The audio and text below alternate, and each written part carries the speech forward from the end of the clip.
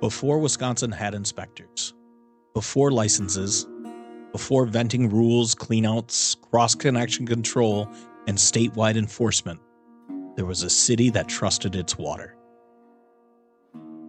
And that trust nearly destroyed it.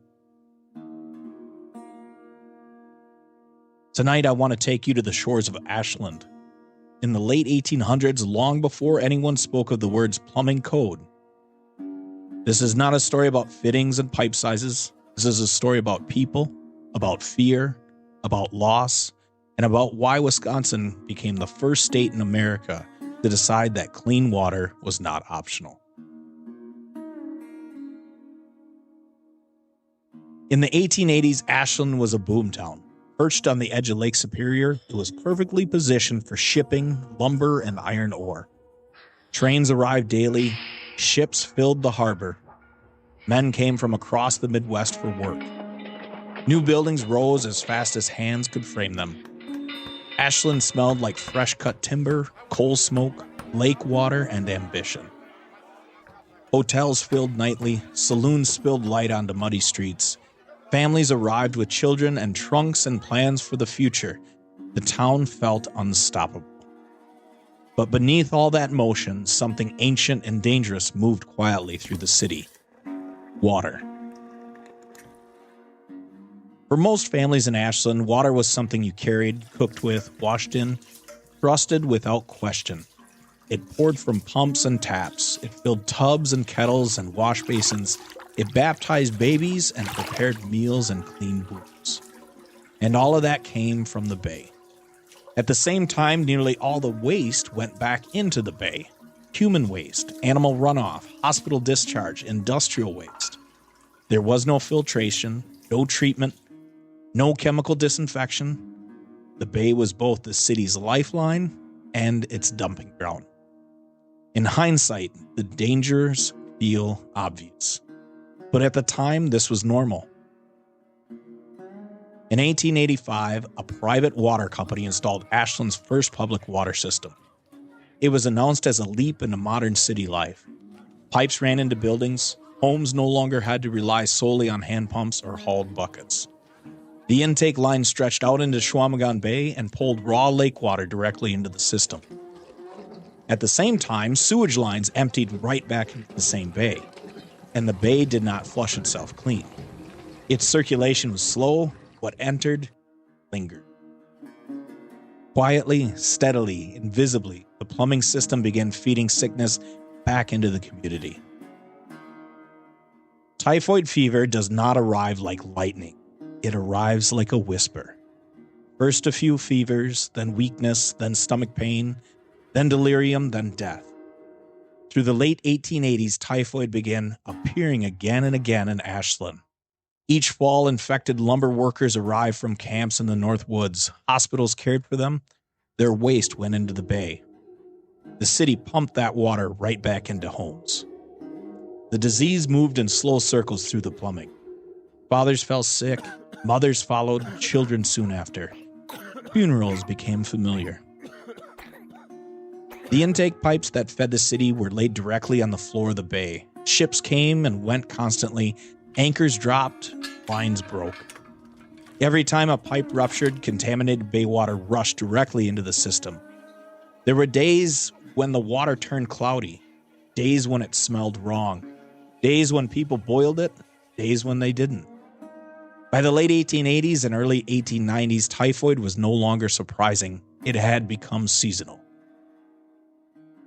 By the mid-1890s, fear moved through Ashland openly. Doctors pleaded with city officials. Families whispered about the water. Some stopped drinking it altogether when they could. Many couldn't. So the city did something dramatic. In 1895, Ashland dug an enormous open artesian well near the heart of town. It was among the largest such wells in the state. So large that people gathered just to look at it. Brick-lined, deep, monumental. Newspapers praised the water. People trusted it. For a brief, hopeful moment, Ashland believed it was safe again. But hope cannot outrun infrastructure. The well could not meet the city's growing demand. Quietly, bay water slipped back into the supply and the illness followed. Around the turn of the century, Ashland was struck by one of its most severe typhoid outbreaks.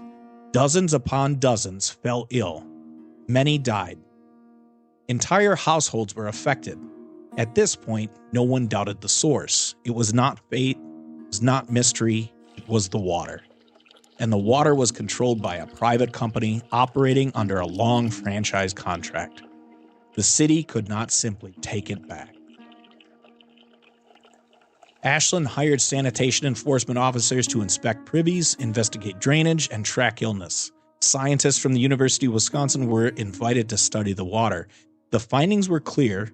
Human waste was in the bay. The danger was proven. But the legal structure surrounding the water system had not changed, and that made all the science powerless. In 1897, a man named Lars Green drank Ashland city water. He contracted typhoid fever, and he died. His wife, Julia Green, refused to accept that his death was unavoidable. She sued the water company for negligence, arguing that what had come through the pipes had killed her husband. At trial, she won. The jury awarded her damages. For the first time, it appeared that a private water company might be held accountable for the consequences of contaminated water. But the company appealed. In 1898, the Wisconsin Supreme Court issued its final decision in Green versus Ashland Water, and the verdict stunned the state. Because the danger of the water was already widely known, the court ruled that Ashland residents assumed the risk by continuing to drink it. The company was not legally responsible. The water killed him. The law blamed him. That ruling did more than deny one family justice. It told every city in Wisconsin something terrifying. If your water is known to be dangerous and you don't have another choice, then the danger is legally yours to carry. Ashland was trapped. Unsafe water, no legal remedy. No easy way to remove the utility. No state authority to intervene. But the outrage did not stay in Ashland.